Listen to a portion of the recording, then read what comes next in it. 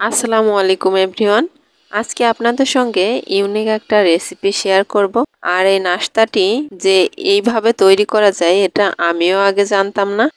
তো আজকে আমি প্রথম ট্রাই করেছি, আর প্রথম ট্রাই করেছি কিনা আমার কাছে খুবই ভালো লেগেছে। আর আশা করি আপনাদের কাছেও খুবই পছন্দ হবে। এটা কিন্তু পটলের খোসা দিয়ে তৈরি করা। তো চলুন তাহলে দেরি না করে দেখে আসি কিভাবে এটা তৈরি করলাম। তো তার জন্য প্রথমে আমি পটল থেকে যে খোসাটা রেখেছিলাম সেটা ধুয়ে উঠিয়ে নিচ্ছি। আর এর ভেতর দিয়ে দিচ্ছি 5-7টার মতো ছোট ছোট কাঁচামরিচ, আপনাদের সাইজ অনুযায়ী আপনারা নেবেন। আর দিচ্ছি ভিজিয়ে রাখা মসুরির ডাল।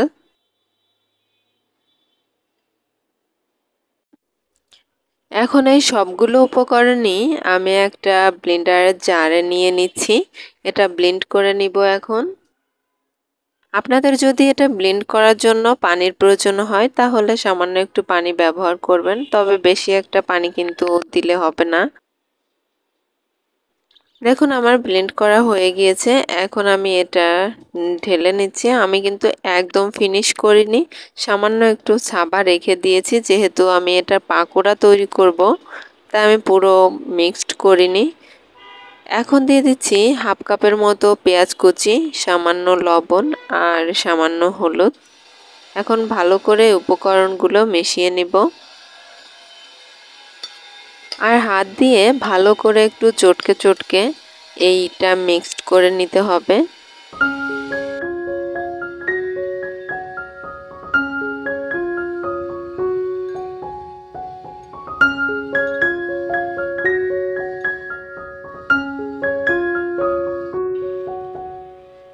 দেখুন আমার মিশিয়ে নেওয়া হয়ে গিয়েছে। এখন আমি এটা ভাজতে যাব। তার জন্য ফ্রাই প্যানে কিছুটা তেল গরম করে নিয়েছি। এখন একটা চামচ দিয়ে ছোট ছোট শেপে আমি এটা তেলে ছেড়ে দিচ্ছি। এখন বাকি পাকোড়াগুলোও ঠিক এইভাবেই চামচ দিয়ে এরকম ছোট ছোট শেপে তেলে ভেজে নিব। আর এই পর্যায়ে চুলা কিন্তু একদমই লো করে রাখতে হবে, কারণ বেশি পুড়ে গেলে কিন্তু এগুলো খেতে একদমই ভালো লাগবে না।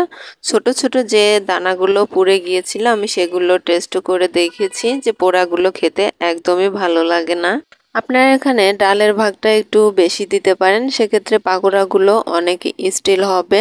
অন্যান্য পাকোড়ার মতো পটলের ছোবলার এই পাকোড়াটা কিন্তু বেশি একটা কালারফুলি হয় না, তবে খেতে খারাপ লাগে না, খেতে খুবই ভালো লাগে। কারণ আপনারা দেখেন যে সবাই পটল ভাজিটা খুব পছন্দ করে, আর এই পটলের ছোবলাটাও ঠিক সেম সেরকম একটা ফ্লেভারেই আসে, যার কারণে খেতে বেশি ভালো লাগে। তো আমার যখন এরকম একটা কালার চলে আসছে তখন আমি এটা তেল থেকে উঠিয়ে নিয়েছি। অনেক বেশি ক্রিস্পি হয়ে থাকে, তবে দেখতে আমি আবারও আপনাদেরকে বলছি দেখতে কিন্তু অতটা সুন্দর ঝকঝকে দেখা যাবে না।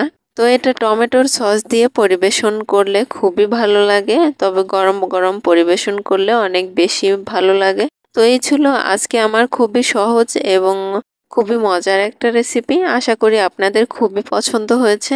আর আমার রেসিপিটি ভালো লেগে থাকলে অবশ্যই ভিডিওতে একটা লাইক দিতে ভুলবেন না, আর আমার চ্যানেলটা সাবস্ক্রাইব করে রাখবেন। তো বাসায় একবার হলেও ট্রাই করে আমাকে জানাবেন কেমন হয়েছে খেতে। ভালো থাকবেন, সুস্থ থাকবেন। আল্লাহ হাফেজ।